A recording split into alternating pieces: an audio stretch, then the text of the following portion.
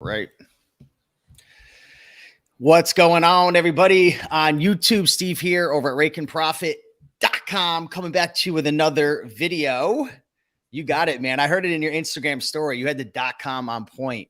I'm here with my friend Josiah. And Josiah, tell everybody where you are from right now, because for all the folks who are saying, can't find any deals, I can't grow my business, there's too much competition, the thrift stores, the libraries, the garage sales, the auctions, the flea markets are too jam-packed with other resellers. Where do you live? Because you're doing over $60,000 a month and you're in the middle of nowhere almost, right? Yeah, I live in Alaska, and I've been doing this business full-time in Alaska for almost 2 years now. I am in the biggest city in Alaska, about 300,000 people, so it's a bigger population, but I don't get any of the partnership shipping rates, and it's expensive to ship to Alaska. I'm sure most of you that do e-commerce have run into, "Oh, crap, I got an Alaska order. I'm not gonna make money off this one now."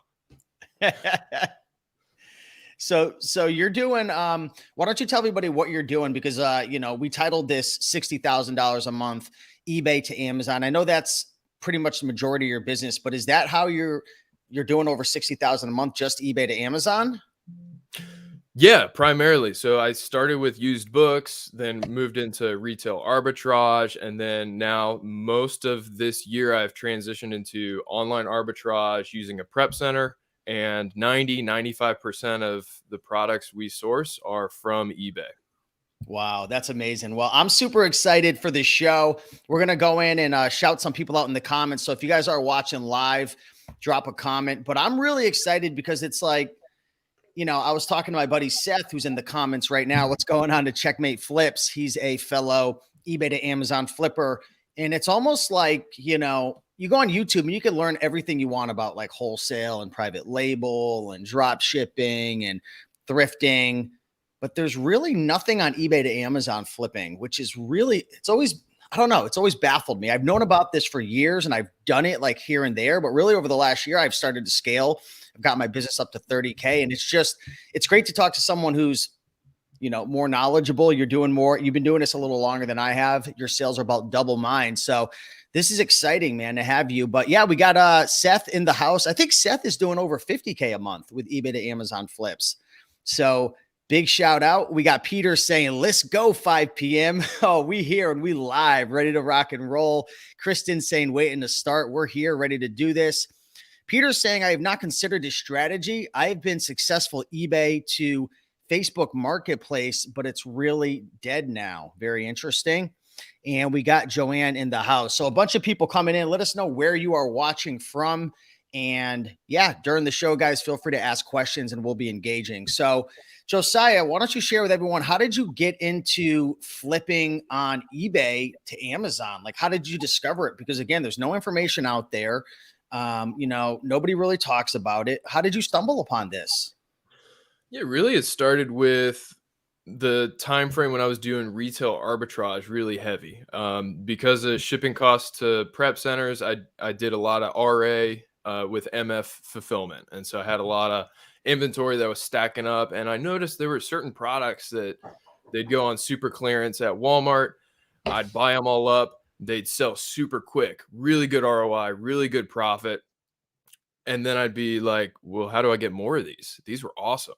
And I'd do a Google search of them. Sometimes I'd find them at another retailer online, but multiple times I kept finding the only place to get these is on eBay because they're a discontinued product. And so I started messing around with that, buying them from eBay, shipping them to my house or some variation of that. And that kind of has morphed into, after trying that over and over again, using a prep center for that same method. Interesting. So when you first started buying, on eBay and flipping on Amazon, did you have a lot of success? Were you making a lot of mistakes? Were there some challenges that you went through, or did things kind of just pick up fairly quickly and you're like, wow, I'm going to try to scale this and just keep replicating? There definitely was a bit of a learning curve. Started out with only sourcing products I already knew were worth selling. I'd already sold them from a retail arbitrage scenario. So there was a steep learning curve. How do I just go onto eBay and find a new product? That took a while to figure out. And I've been pretty familiar with eBay, sold on and off on the platform for probably over a decade. And I think there also is a steep learning curve kind of vetting the sellers. Is this person legit? You got to look through the photos, make sure if you're trying to get something that's in good condition or new condition, flip through the photos. Is the box actually sealed? Things like that. Little attention to the details, and then looking at the seller's feedback, and maybe not order from the brand new seller with 2 feedback, even though it's a really, really good price, and go with the mega seller instead because he's more trustworthy.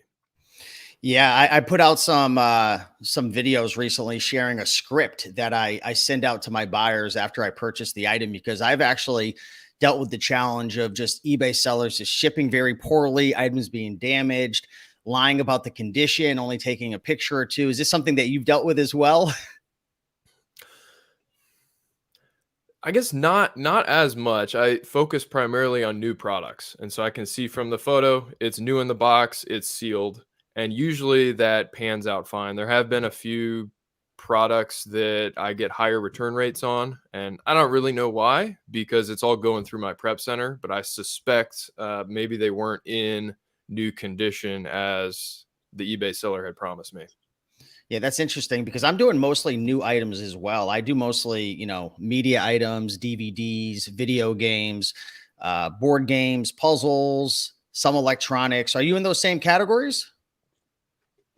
Not so much. Electronics, some health and household, some pet. Um, I haven't really messed with much media or games, not too many toys. Interesting. Yeah, the more people I talk to, and again, it hasn't been a ton. It's been you, it's been Seth, there's been a couple other people. You can do this in a lot of various categories. It's almost like I feel like we're just scratching the surface. Do you feel that there's big opportunities in other categories you're not even in and you're just comfortable within your category? There's absolutely opportunity in all the categories. And the way I'm currently sourcing, I kind of have a list of particular eBay storefronts, and that's how I find new products. And so I think the storefronts tend to find tend to sell items in those same categories, and that's why I have majority of those categories. Yeah, so I actually have to give a big shout out to Josiah live right now because I'm sure I'll share this in a video down the road and maybe forget to give you credit. So I'm going to give you credit right now. I learned from you how to do the reverse searches using tactical arbitrage inside of the eBay stores. And literally just over the last 2 weeks, the amount of items my virtual assistants are able to source has already gone up like 20 to 25%, and they're loving That's it. awesome. So we're just building out like an entire list of, like you said, the stores that are maybe they're mega sellers or they're getting a lot of inventory in, and you just run those scans. And I still don't know a ton about tactical arbitrage. I'm sure there's, different areas to optimize right now. But yeah, those reverse searches are huge, man. Is that really what you're doing? You're just running those reverse searches and then you're pulling the data, extracting it, and then just making sure it is what it is. Cause it's not always like fully accurate when you run a tactical arbitrage search. You know what I mean? Exactly. At this point, I think similar to what you just said, I have my VA running those searches. Some of the storefronts, she runs a search weekly. And then as I find new storefronts that look interesting, I add them to a list that she searches. She runs through, vets them, puts them in a leads list for me. And I go through and, some are hit and miss. Sometimes I pass on it if I can only find, say, like 2 units. I'd really like to be able to find a bigger quantity of an ASIN in order to consider selling it. And then I have the replenishable list, products that have done well long term for me. I have the little eBay search saved, and I look at that every now and then and try to order some more. Yeah, so I just started building out a spreadsheet. And again, you inspired me with this as well. And I've been talking to Checkmate Flips a little bit about that. Do you just have kind of like a spreadsheet with pretty much all the items you've sold? And essentially you just like maybe have a list of items that are active, like in stock or out of stock. And then the ones that are out of stock, your team is consistently looking for to try to replenish. Yeah, I've got a long spreadsheet, and I only put stuff on that spreadsheet if I think it's a replenishable option. Some of the stuff I get from eBay, I know this is going to be a one-off deal. This What price do you mean isn't. by that? It's just too good of a deal? Like, it was just like, it never sells for that much, and it was like an outlier in a sense? Yeah. Maybe someone accidentally did a pricing error and I scoop in and buy those up. Or maybe it's a product that I know was recently clearanced at Walmart and that's where these eBay guys are getting it from. And so there's a limited supply that's going to be available at this price. And so it's a short-term opportunity, kind of like picking up a clearance item, RA Gotcha. or traditional OA. You're probably not going to be able to do it long term. So some of that stuff I can kind of tell at this point whether or not it might be a long-term replan, and that I don't put on the list, don't mess with. But I've got the list. My VA goes through the list, updates. This is how many we sold in the last 30 days. This is how many we have on hand. This is how many are on order. And then have some little, Excel calculations that kind of help me decide how many I should reorder in that case. Interesting. Saber Blade 369 is saying from Florida here.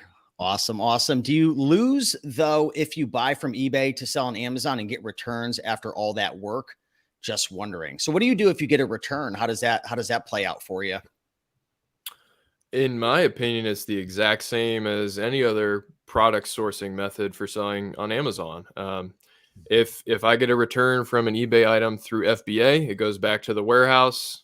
Whoever is at the warehouse there checks it in, looks at it. If they think it's still in new condition, goes right back in your inventory. Otherwise, it gets disposed of or returned to my house, depending on what you as the seller choose. Yeah, I'm curious, Josiah, what do you do? Because I'm trying to figure out the best way to move forward. Right now, what I'm doing, because again, I sell mostly new items, similar to you, just different categories. When I get a return, I'm just having them pulled and shipped back to me. I don't know if that's the best thing to do. I mean, I just ran my report the other day and my refund rate was only around 4%. So I don't have tons of refunds. So I guess the two questions are, number one, are you trusting that Amazon is actually conditioning it properly and not putting you in a position where there's this vicious cycle of returns on that ASIN? Like, are you paying attention to that? And then two, what's your refund rate, if you don't mind me asking?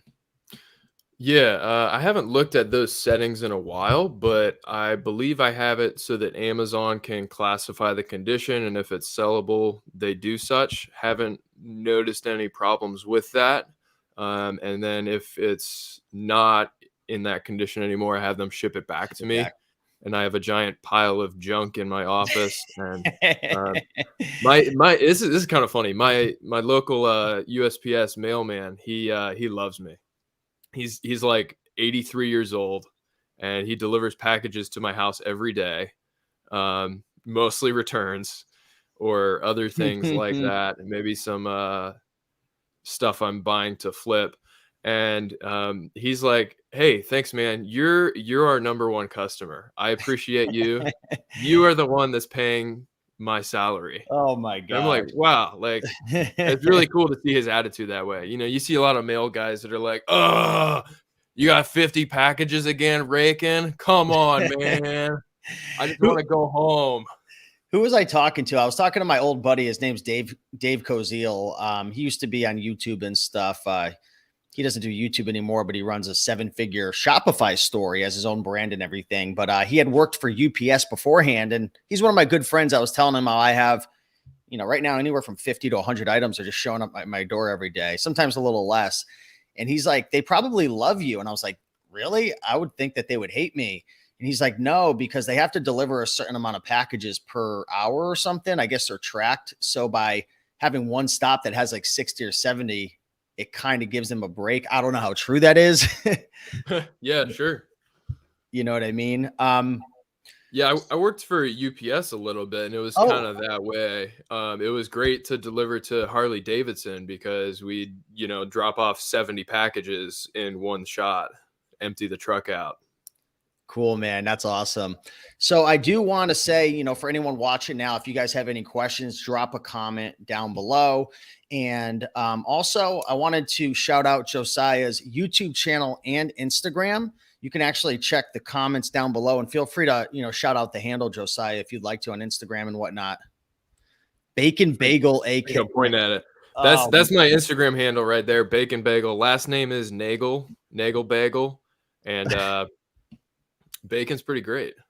Dude, I used to put cream cheese on my bagel and then put bacon over it. That was delicious. You ever try that? Oh, I don't know that I've tried that That's combo. next level, man. That's when you know you made it. When you're putting cream cheese and then bacon over it, you made it. It's official. You're doing a good job in life. That's a good stuff. Yeah, yeah. Then we've also got our YouTube channel, another play on words, Entrepreneur. I think you put the link down there, Steve. That's Yep. probably easier than trying to spell that out. And my wife and I hop on there. We talk about kind of all our entrepreneur stuff. We've got some other stuff going on besides Amazon. Really hitting Turo and some other business projects pretty hard, and we just sharing our journey through that YouTube. That's cool, man. Well, we're going to definitely touch on Turo. We're going to touch about your itinerary planning as well at the end, because there's some interesting things he's doing in Alaska. But I want to throw a question at you that I got hit with the other day. So I hosted I actually get this question asked all the time, and I'm still on the fence with what the actual answer is. And I think we might have talked about it, but I had hosted an event the other day. It was called the Connecticut Thrifting Meetup, and we had about 30 people. We all came together. We met at a Goodwill in Connecticut. We thrifted the state. We went out to dinner. We went to, we went to a bar. We all had some drinks. We had a great time. And one of my subscribers, and now I would like to say a friend, she came up to me. She called me out and she said, "You shouldn't be doing eBay to Amazon. What you're doing is against terms of service, selling items as new off of eBay." She said, "You can't prove chain of custody. If you get a counterfeit claim, you're not going to be able to prove it. You're going to get kicked off." And I was taken back that it was against terms of service, because I didn't think it was against terms of service. What are your thoughts on that? Because literally, it's like everybody is like, it's almost like we're the black sheep. It's like you're flipping items from eBay to Amazon. You can't do that.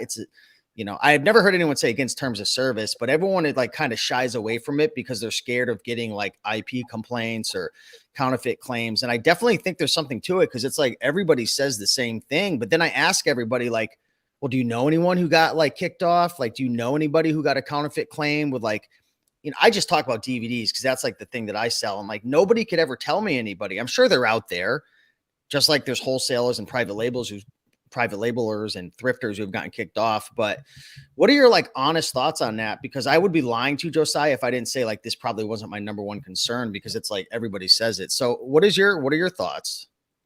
Yeah, that's a fair concern. Honest opinion, it's worse than drop shipping. I'm just kidding.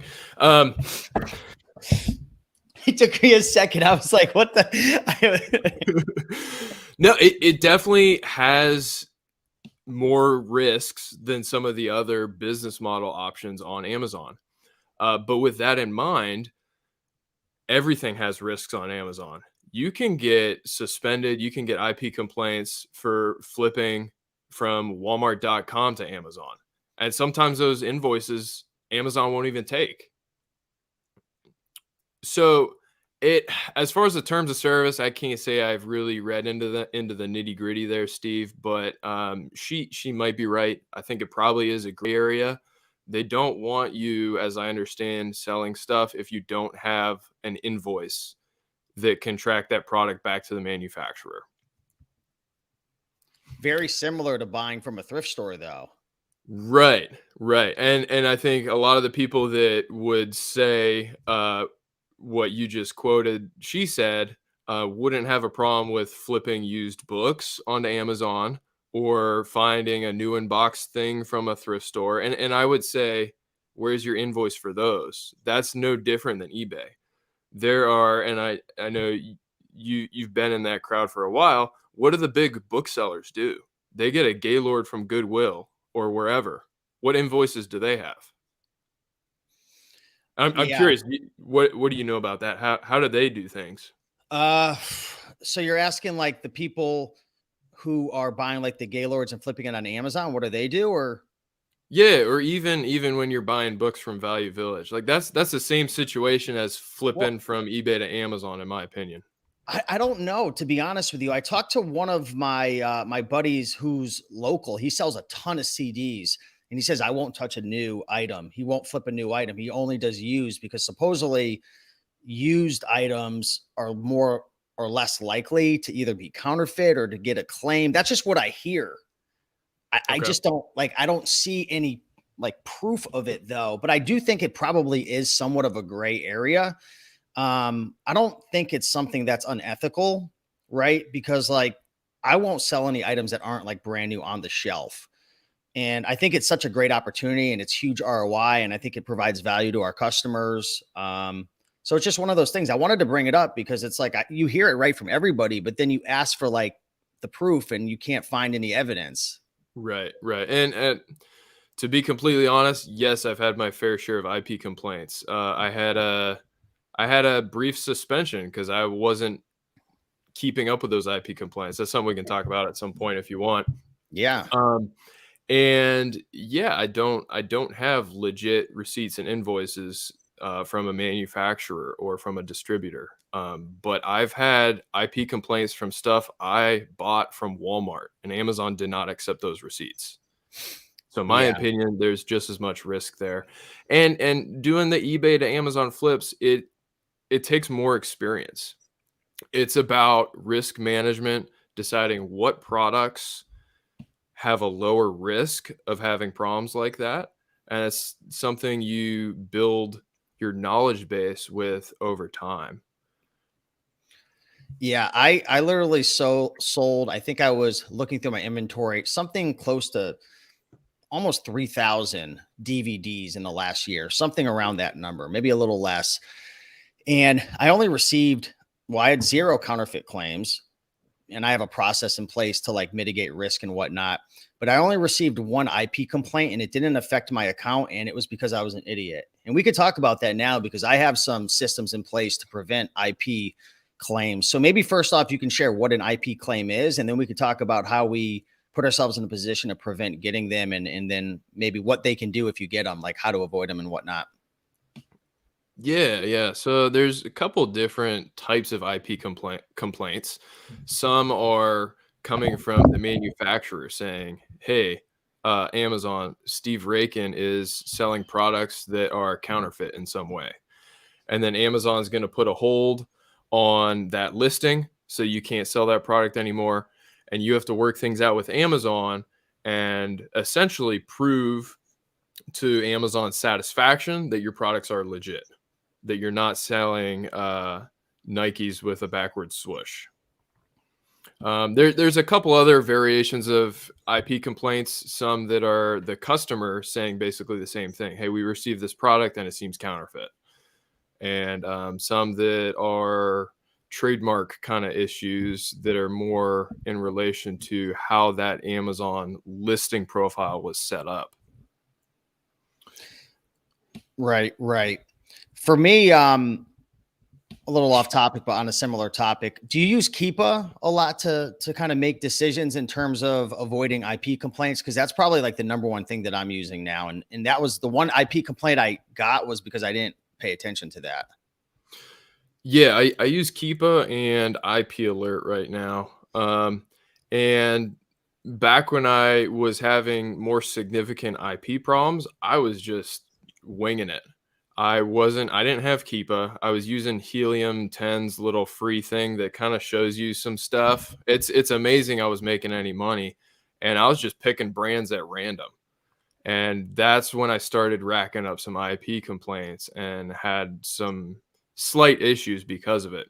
Since I've had IP Alert and use Keepa as well, I've been able to make much better educated decisions to reduce the risk and avoid certain brands. And it's been pretty easy sailing most of this year since I implemented those softwares. Yeah, same here. I use SellerAmp as well. I'm not sure how well SellerAmp does compared to IP Alert, but I've heard great things about IP Alert. Now I'm looking in the comments, and do you know a YouTuber named Daily Refinement? Yes. Yeah, I've followed him for years. He actually, funny story, he actually joined our private membership website probably like 6 or 7 years ago, and he was just starting and learning from us and whatnot. And over the years, he took it to the next level. So it's been awesome to watch him grow. So big shout out to Chris, Daily Refinement. But there was, a big thing that had come about. What was this? Maybe 6 months ago, guys, where he got permanently kicked off of eBay. Did you hear about that? I did. Yeah. Yeah. That was kind of surprising. Yeah. And the thing was with his situation, he was selling really, really like high end, rare items. Like some of these items, from what I heard, were like $5,000, $10,000 like shoes. So, would you consider that, Josiah, like an item that would probably be a red flag to eBay, where they'd want to look in between the lines, or is that just a normal flip? Yeah, that seems like a riskier category of goods, and I think in addition, I don't know everything about exactly Same what he here. ran into, but I think he also had a really sudden increase in his revenue as well.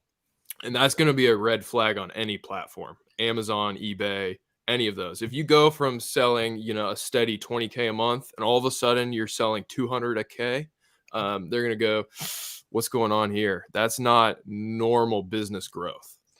And that's just an example of like people will take that story and run with it and be like, "Oh, I can't sell on eBay now without invoices." And it's like, "Wait a second. His sales went from whatever, 50 or 60 or 80 grand a month to 300 a month." And I mean, for me, I try to avoid items that are just riskier. Like I'll give you an example, and I'm curious if you do anything like this. When I deal with DVDs, I won't sell any DVD that has less than a 10,000 rank. Why?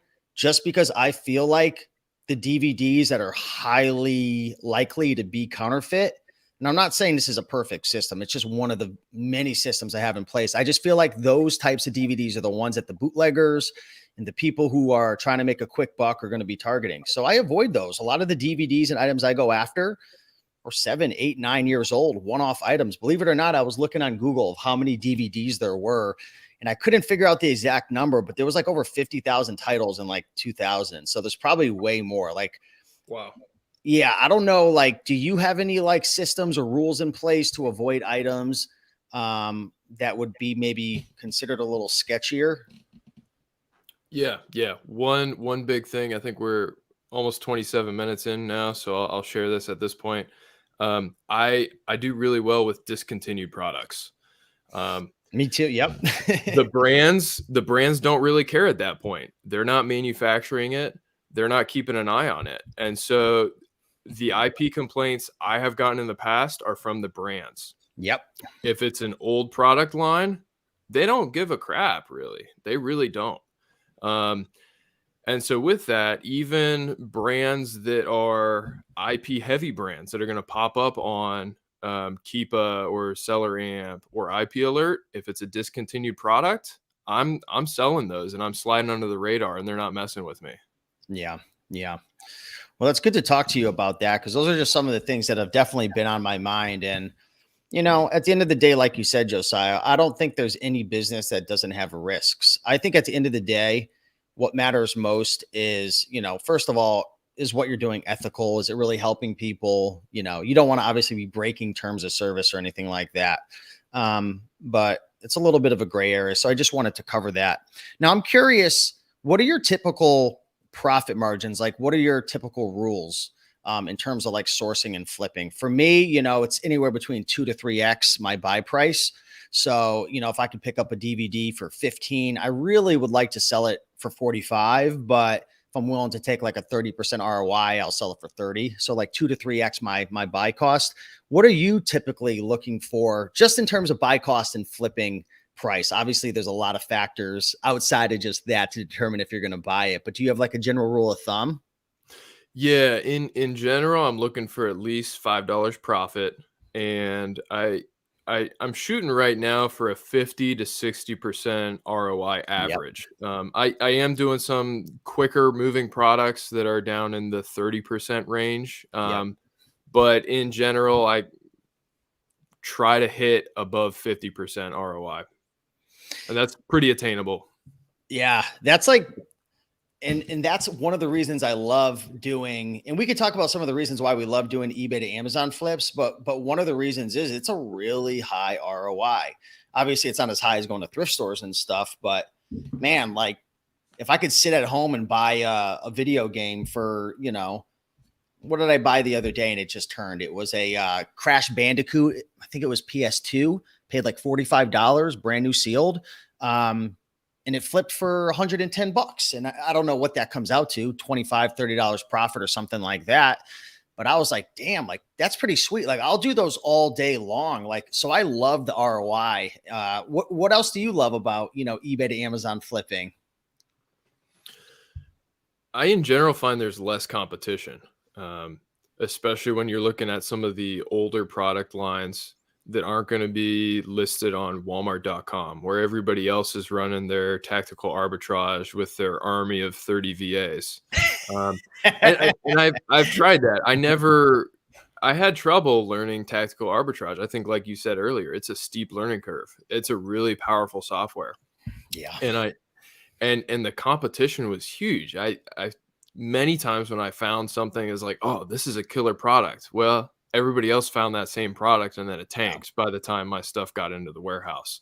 So with eBay, yeah, there's less sellers on Amazon selling that product. There's less competition to buy it. And that's been a huge benefit for me. Yeah, I think it's a less attractive model to the masses because it takes more work and more systems. Like, and let me explain. Like when big shout out to Flip for Miles, big shout out to Warner Field of Profits. We've got some videos coming. They're big into OA. I mean, these guys are like 23, 24, doing 100 to 200K a month. And they're looking for items they could buy 10, 20, 30, 40, 50 and really go deep on it.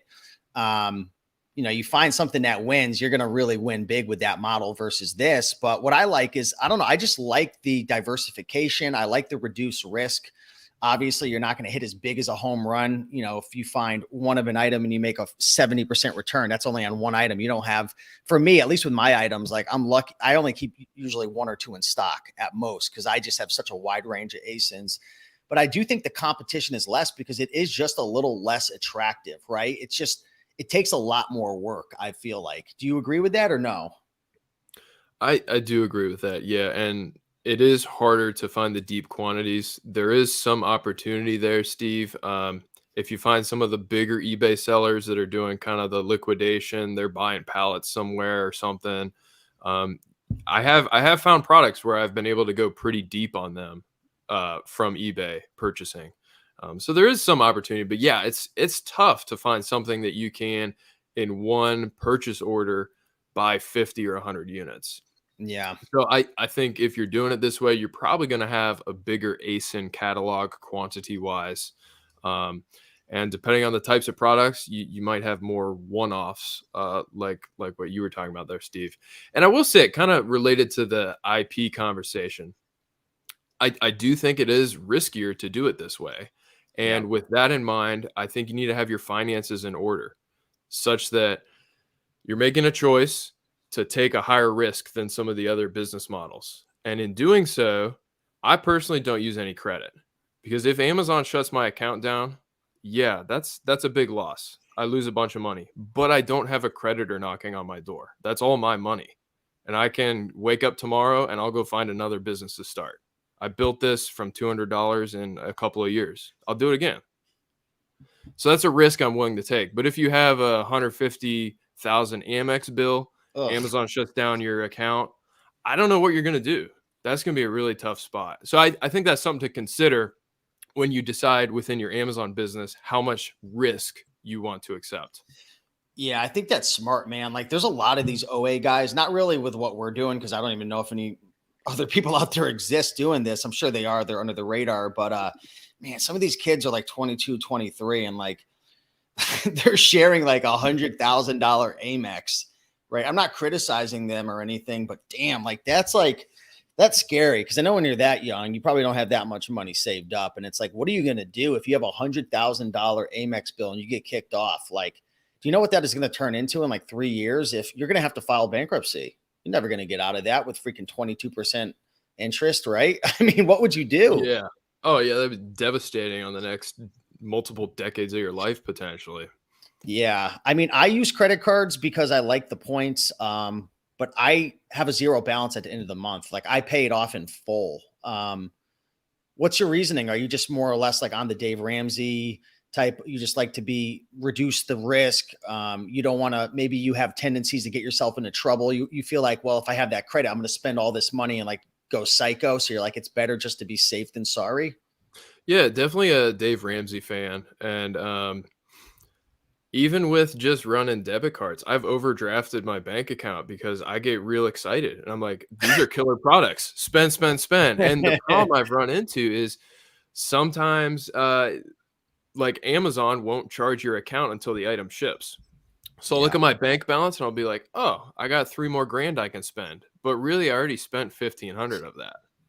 It just hasn't showed up on my account. And so, yeah, I think if I had a thick credit card um, amount there to leverage, I'd probably be getting myself in trouble there. And also, it's just super rewarding to know that 100% of this business I own. Yeah. I don't owe anything to anyone. If it fails, that's my responsibility. If it if it does well, that's all mine. I don't have a credit card bill to pay at the end of the month. I respect that, man. I really do. Drop a 1 in the comment, guys, if you're using a credit card, and drop a 2 if you are not using a credit card. I would love to know. And again, guys, check the description below. If you're liking this content, if you're enjoying Josiah and all the knowledge he's dropping, I certainly am. Again, I've learned a lot from him just behind the scenes through the DMs, watching his reels and videos on Instagram. Give him a follow, show some love. We have a question, a couple questions. One from KP asking, Josiah, you flipping those Legos, or is that your personal collection? Yeah, so went a little crazy the other day at Walmart. Went in to buy like 1 or 2 Lego sets for personal collection, and they had all these on 50% off. And so yeah, I filled the cart up. They're all for personal. Filled it up, man. I Just love had it. to I put them love on it. display. Yeah, Cool, I man. love I Really love cool. this globe one is pretty sweet. That's probably the favorite one that we've got. You built that yourself? My wife did, yeah. Oh, nice, man. Really cool. Yeah, I made some videos last year. I bought quite a few Legos just to buy and hold. Like, if you look into that, man, that's a crazy little world, the Lego world, the buy and Oh hold. yeah.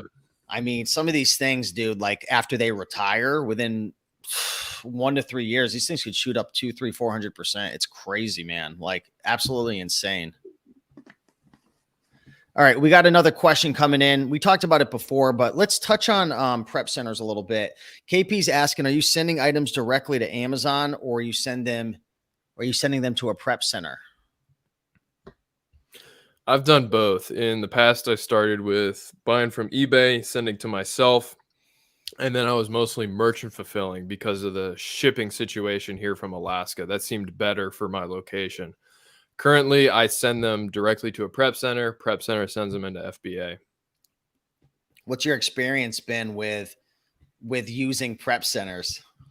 Dude, I think you know, I couldn't Steve. hold in my laugh I because think you know. I've actually gone through. I'm on my 3rd prep center for the year, or maybe last 8 months. I had one I started with at some point last year. First prep center I ever used, and it started out pretty decent, but kind of like the one that you know of, Steve. Over time, their turnaround got really, really slow, and it got to the point where it was really impacting the business. Like, my inventory was sitting at their warehouse or garage for weeks, Mm. and I had no knowledge if the stuff had even arrived. And so you can't put in a claim to Walmart and say, hey, only 10 of the 12 arrived, if you're not opening the box until 3 weeks after it arrives. Like, at some point, there's like Wow. kind of the statute of limitations there. Same with eBay's system. There's that window. I don't know if it's like 30 days or what it is, where you can say, hey, there's a problem with this order. And if the stuff isn't being opened, then that's a huge issue. And it really slowed down cash flow and things like that. So earlier this year, switched from that prep center to the one that I think you were using that one too, Steve. Or maybe no, I'm thinking someone else was. Yeah, not me. Yeah, a lot of guys were using that one, and they got really overwhelmed. And yeah, checkmate. Oh, you got the stuff back. That's great. I still have some stuff at that prep center, and I don't think I've actively sent a shipment since maybe early July. So that kind of gives you an idea. It hasn't even been checked in. I can see the tracking that it was delivered there, but it hasn't been checked in. It's been like a month and a half, 2 months. So, um, yeah, there's pros and cons to prep centers. The biggest one is the lead time is going to be increased, even at a good prep center. Yeah, that I decided not to use a prep center. And for folks who are wondering what a prep center is, essentially when you buy items, certain items have to be prepped, and then you obviously have to like list them and ship them to Amazon. So that's a process that needs to be completed. Either you're going to do it, or a prep center, a company you pay $1 to $2 to $3, whatever per unit, they'll do it and ship it on your behalf. So I decided not to use it just because I don't know, probably just trust issues and just hearing some horror stories. And I don't know, for me, I built a system where I'm shipping. I'm curious how many items you're sending out a week, but I'm sending out around 250 to 300 items per week. I have a feeling my items are probably like a lower ASP than yours. I'm just guessing, but I built out a system where like I'm only shipping about 3 hours a week to do that, because I have VAs that help with like the front end of like the listing, and they put it all into Excel list, and I just come in and label it and double check it. But I guess I was just scared like of a prep center treating my inventory like crap, not checking for counterfeits, which is a big thing with, with CDs, DVDs, video games, things like that, mostly DVDs. So, what about you, man? How many items are you typically purchasing per week, if you're open to sharing that? Um, I don't know how many I'm purchasing off the top of my head, but I've been selling around 1,000 a month. So probably similar numbers to you there if you're doing 250 a week.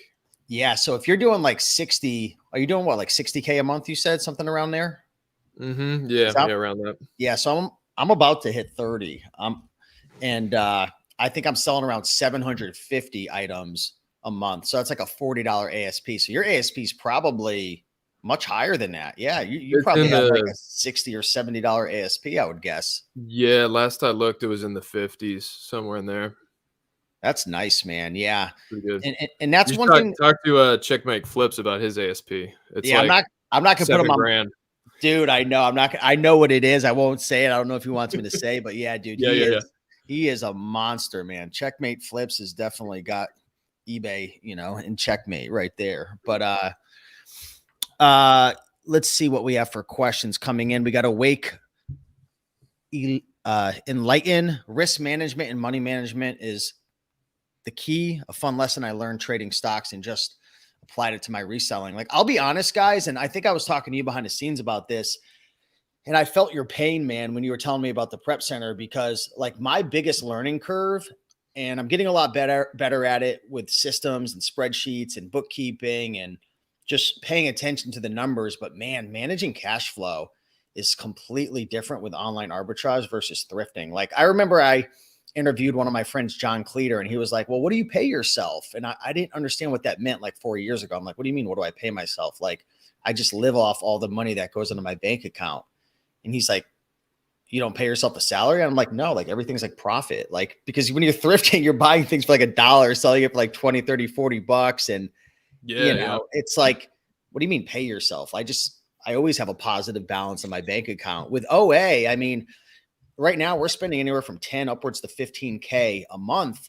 So I haven't been paying myself at all. Right. And people are probably thinking like, well, what do you mean? You're talking about how this is so great, da, da, da, da, da. Well, if you want to scale quickly with this type of business model, you want to put off that gratification as long as possible, because the more you pay yourself in the beginning while you're building a business, the less you're going to be able to fuel your business to be able to buy that inventory. Because essentially my goal right now is to continue growing my inventory bigger and bigger.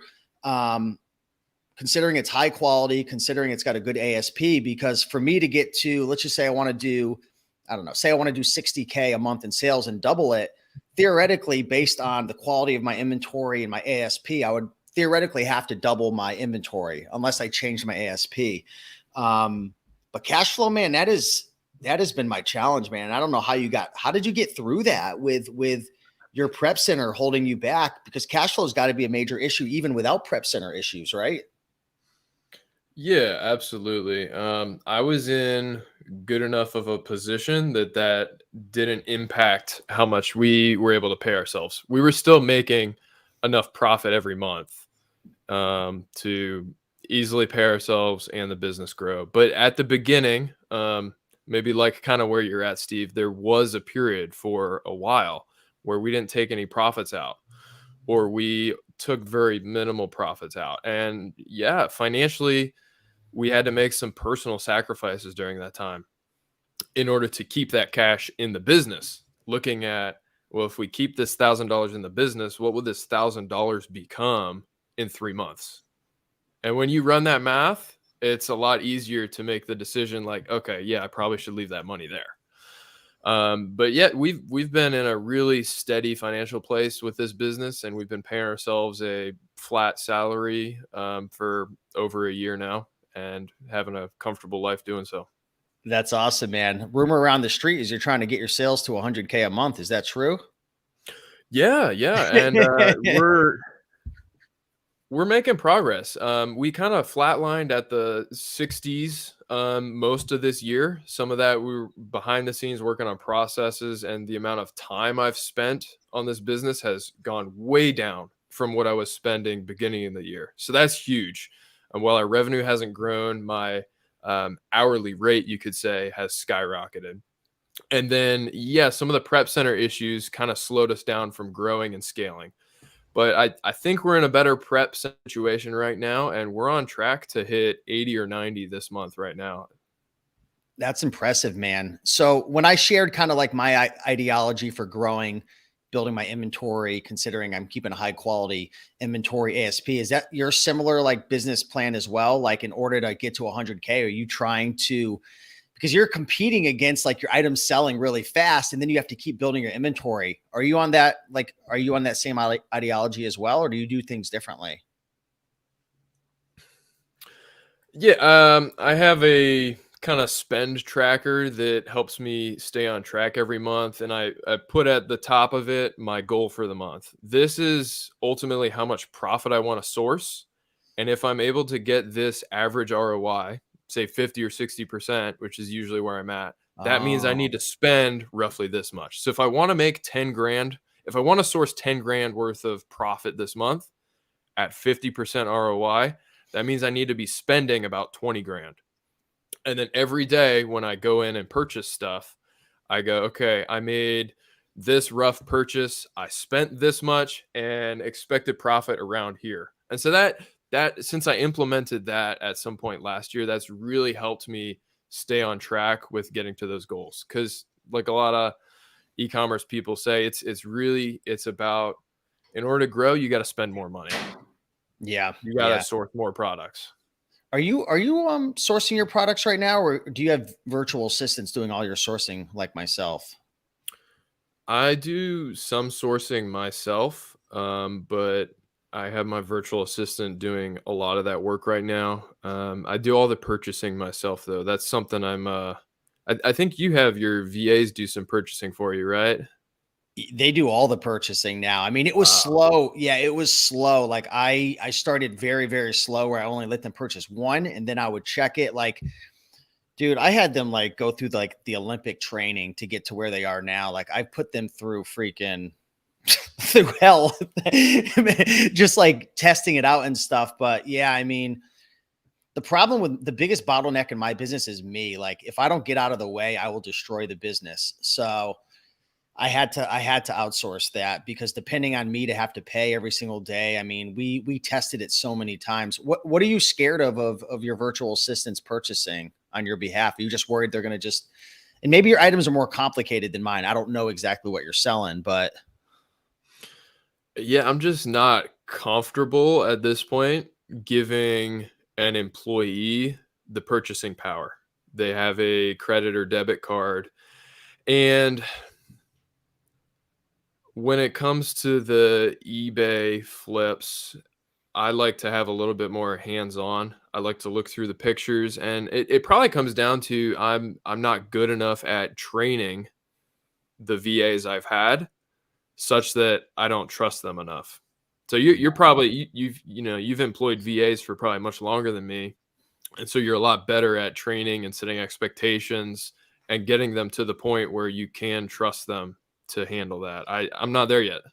yeah, I don't even think it's being better. It's just like you have to let them like my VAs have gotten to where they are because like I've guided them through like 750 mistakes. Like you almost have to be like, so many people want to hire virtual assistants and they think it's going to like grow their business. But if you don't put like really good systems in place, like if you have a poor system in place, all a virtual assistant's going to do is just accelerate that poor system and just exacerbate like a bad habit and like destroy your business. So you Yeah. have to go really, really slow.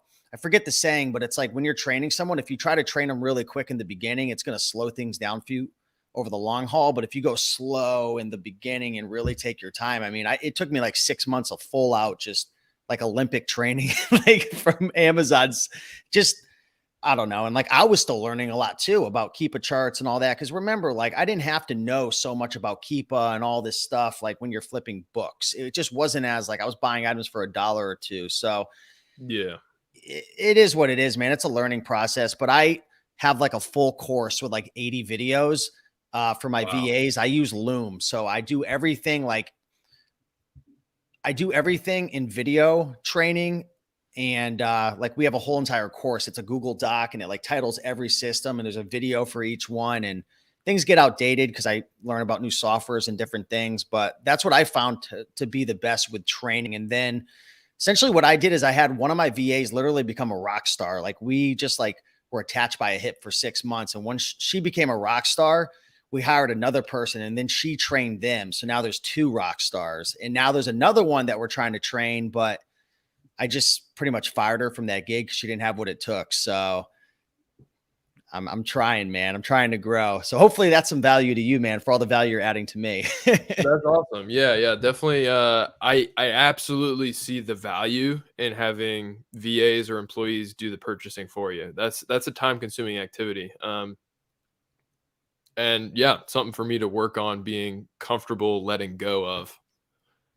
Yeah. It's all part of the process. I'm curious, Checkmate Flips. Do you do all your buys or do you have your virtual assistants purchase? I'm not sure what that answer is right there. Tom Wilson wants to know, how do you find a good prep center? It's a great question because I don't know the answer. Does anyone? I think a good way to start is make some relationships in the reselling community and get some word of mouth recommendations from people that you trust. But yeah, that's a golden ticket answer that we all are looking for. I thought of like starting my own prep center a couple of years ago, and then I learned about what it takes, and I'm like, hell no, I do not. Like, just imagine, Yeah. just managing your own inventory. Like, imagine having like 20 or 30 people like you or Checkmate Flips or myself, like sending all that inventory. Oh my gosh. Like, imagine the systems you've got to have in place. I would never want to have a prep center. It's a logistics nightmare. And then you gotta manage the employees to organize that logistics nightmare. I mean, I'm glad that there's people talented at it that enjoy it and do that kind of stuff. But yeah, not for me. So I know we went pretty high level. I apologize to some of the beginners, but I know this was a one-time opportunity for me to grill you a little bit. But what advice let's talk a little bit about beginners, man. What advice would you give to the beginners who, I would say the person this is going to value most is like that beginner who struggling to find stuff from thrift stores and they want to start sourcing online. What tips do you have? Yeah, I would be, if you're a beginner and have a new Amazon sellers account, be really cautious about considering eBay flips. I think it's risky for newer accounts. My account has some age, and that helps me when it comes to account health issues. Mm. In addition to that, I would say be real careful with over leveraging credit at the beginning, especially. You let yourself slowly and patiently grow the business as you gain experience instead of making a $5,000 mistake right out of the beginning because you don't know what you're doing. Switching from thrift store stuff to OA, I think the way that I did it worked really well. I went thrift store kind of book stuff, and then I spent a while doing RA, and that's really time consuming, but that helped me build a really good foundation of this is how Amazon runs when it comes to arbitrage type products, and it gave me a lot of brand familiarity as well. And then now I still to this day go back through my sold listings from old RA stuff and I reverse search that for OA. And I find good stuff all the time, Yeah. just searching through my own catalog. So that's a great way to, I think, get started. Yeah. I'm glad you brought that up, Josiah. And if you don't mind muting it, there's like an echo. I'm not sure if it's on my end or not. I apologize about that. But I think that's a really great point, Josiah, because yeah, there are people who I was talking to a friend of mine who did get their Amazon account suspended doing OA from Michael's, right? And they had a receipt. They didn't accept the receipt. Actually, my friend Robert and his buddy, I forget what his name is, they both sourced the same item. He was able to get his account fixed because it was aged, but the other guy didn't because it was new. So when you have a new Amazon account, like when I got my IP complaint for selling some Eccentrics DVD, don't sell that brand. It did nothing to my health. Like nothing happened. Like they just removed my listing, which I think is because I have an aged account. But if I had a new account, they could probably suspend me, right? So you feel free to, I'm sorry about that. I think you might be muted still. Oh, there we go. Yep. Back in business. Sweet. I've got like 7 mute buttons. Yeah, when it comes to suspensions, it's like a lot of Amazon's algorithms. It's kind of a mystery, but it seems like your volume of sales and your account age are really, really big metrics there. Yeah, I would honestly start with just selling books, selling low ticket items, get IP alerts, check Keepa to make sure, there's no huge drops in sellers. Cause that would be an indication of, sweeps of companies doing like IP complaints and whatnot, and build up your history. And I'm going to start putting this out in my videos more, like, don't do this if your brand spanking new. Checkmate Flips and we just put out a coaching program. It was only for 10 people, sold out the first day. So that's actually starting up next week. We made it like required that you're already selling, that you already have an account. And next time I might even like put more restrictions towards like the age of the account, because I do think like, especially if you're brand new, it's probably makes it a lot more risky. I still think you could do it if you have a brand new account, but I would be like super duper careful and really picky about the items that you're selling. But anyways, man, we're kind of getting to the hour mark right now. Anything else you want to talk about in terms of your business? I know that you have Turo going on and you're trying to get some itinerary planning going, man. Do you want to talk a little bit about those side hustles? Because that was pretty exciting to hear behind the scenes.